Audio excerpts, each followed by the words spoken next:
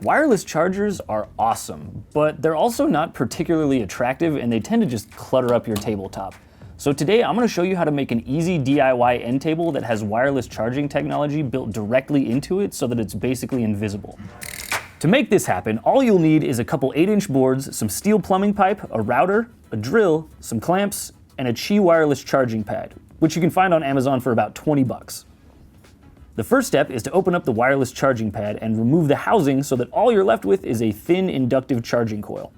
Next, attach the coil to its power cable, place everything on the underside of one of your boards, and then trace the outline. You don't need to trace around the whole power cord, just a couple of inches so that you've got some wiggle room. After that, clamp the board down and use your router to mill out the area that you just traced. Make sure you don't cut all the way through though. The idea is to leave somewhere between 1/4 and 1/8 of an inch of wood on the bottom. The next step is to grab your remaining boards, glue them up, and clamp them all together. This is also a good time to glue the charging coil into the pocket that you just cut out. We used hot glue because you can peel it off if you need to, but if you don't have a glue gun handy, a tube of super glue will definitely do the trick.